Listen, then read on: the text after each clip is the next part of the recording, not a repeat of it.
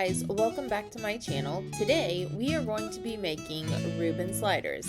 My name is Nicole. If you're new around here, make sure to subscribe and like if you like this content, and leave me a comment. First thing we want to do is start with our buttery rolls.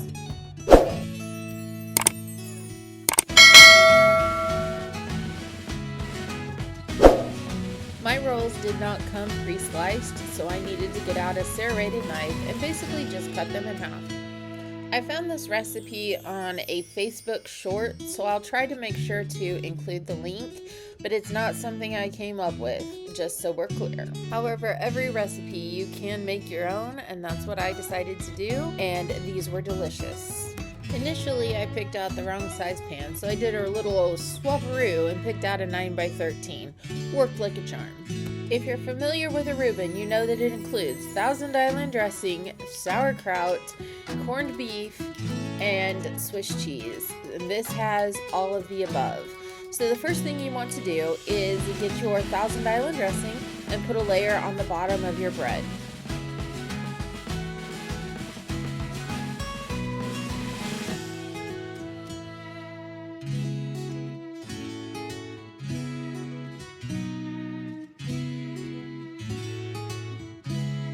Now it's time to lay on a half a pound of corned beef.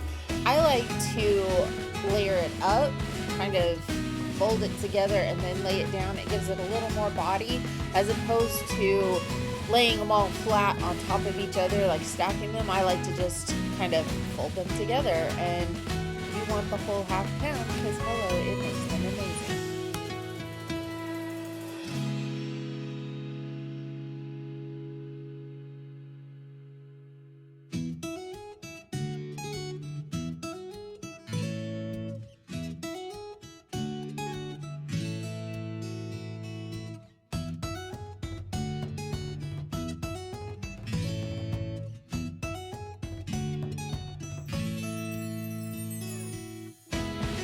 Next it is time to add your Swiss.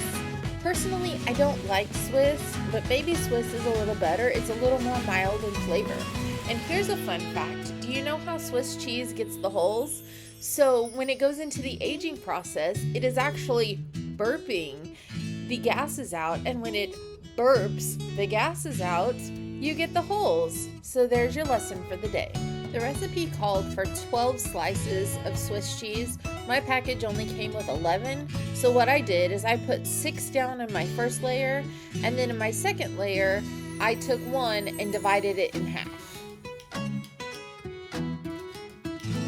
Next, you're going to want an 8-ounce can of sauerkraut. I had a 14-ounce can, so I added actually a whole lot of extra because I went ahead and used it all. I did keep off one corner simply because my little one is picky and I wanted her to at least try this to see how she would like it. Luckily, she liked it. She wasn't a fan of the sauerkraut, obviously, but like I said, I tried my best to keep it off the one corner just for her. So, pile your sauerkraut on. When you take it out of the can, go ahead and rinse it, and you're good to go. Now here's the time we go ahead and we add our second layer of cheese. Like I said, I only had 5 pieces to work with, so I put 4 out and used my 5th one, divided it in half, and it worked perfect.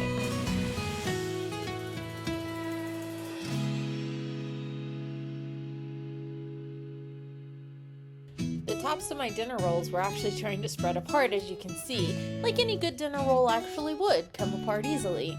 Anyway, now is time to put on the second layer of Thousand Island dressing. I decided to go ahead and put mine on the top roll.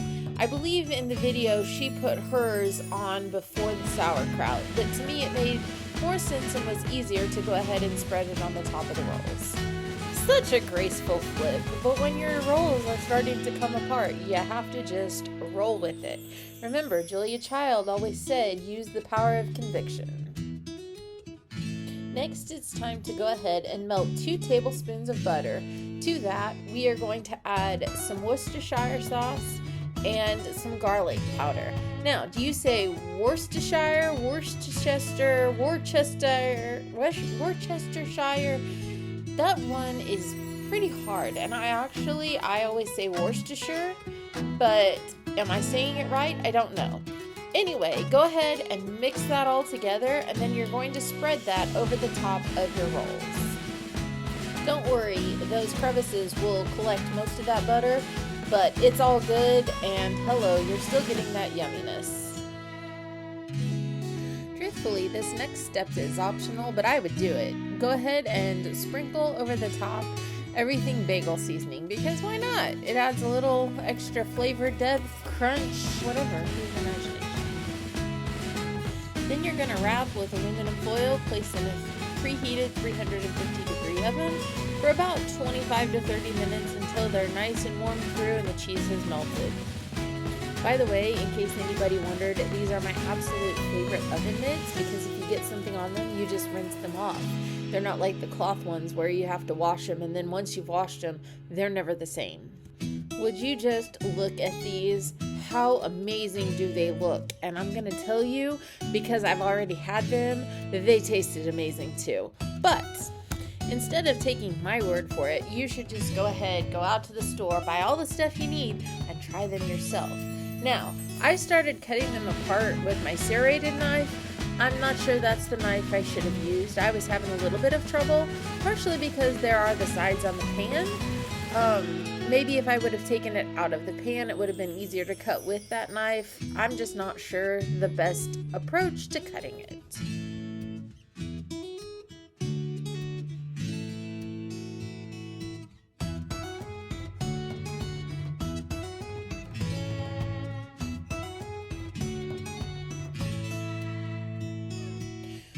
Would you just look at all that yumminess? Okay, gotta go. It's time to eat. By the way, if you make these, leave me a comment down below and tell me what you thought. Okay, talk to you later. Bye!